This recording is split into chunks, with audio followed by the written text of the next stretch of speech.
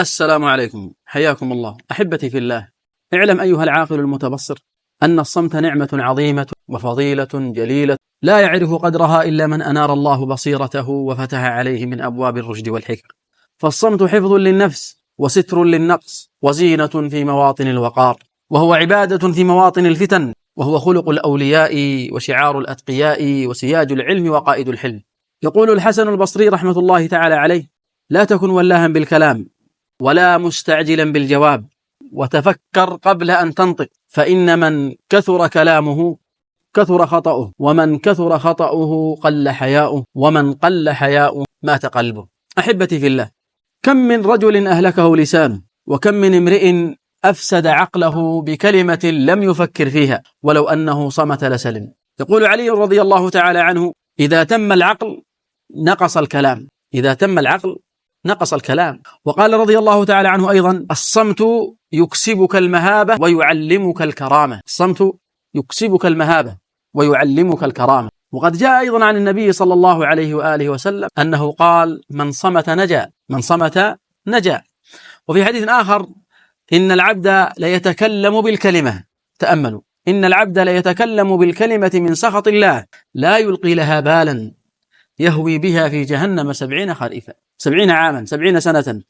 انظر رحمك الله كيف كلمة واحدة فقط تسقط صاحبها في درك الجحيم، وكيف الصمت يكون حرزا وعصمة لصاحبه. واعلم أن الصمت لا يعني السكوت المطلق، ولا التخلي عن الحق، ولا ترك الأمر بالمعروف والنهي عن المنكر، ولكن الصمت ضبط للسان وميزان للكلام وانتقاء للمواقف والمواضع. فالصمت حين يثور الغضب حلم، الصمت حين يثور الغضب حلم، والصمت عند الجاهل حكمة، والصمت في مجالس اللغو والغيبة نجاة.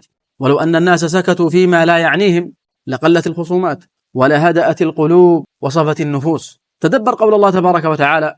الله سبحانه وتعالى يقول في كتابه العزيز: ما يلفظ من قول إلا لديه رقيب عتيد، إلا لديه رقيب عتيد. فكل كلمة تسجل وكل حرف يحصى. فبالله عليكم أحبتي، كيف يتهاون العبد بلسانه؟ وقد قال معاذ رضي الله تعالى عنه للنبي صلى الله عليه وآله وسلم: وإنا لمؤاخذون على ما نتكلم به يا رسول الله. قال: ثكلتك أمك يا معاذ، وهل يكب الناس على مناخرهم في النار إلا حصائد ألسنتهم. وكان عكرمة رضي الله عنه يقول: كل كلام يكتبه الملكان عليك فانظر ما تقول. كل كلام يكتبه الملكان عليك مسجل عليك، فانظر ما تقول. وإذا أردت أن تسود قومك فأطل الصمت، فإن من التزم الصمت نال المهابة، وإذا تكلم أبهر، وإذا نطق سبق. فإن الكلمة إذا خرجت لا ترجع، وإذا قيلت لا تستدرك، وقد تفضح فضلك أو تكشف نقصك. لذلك صم أذنيك عن كلام السفهاء، صم أذنيك عن كلام السفهاء، وأطل الصمت في مجالس الغافلين، واجعل كلماتك موزونة لا تنطق إلا بخير، ولا تتكلم إلا لمصلحة، فذلك هو السلام والسعادة والرشد في الدنيا والآخرة.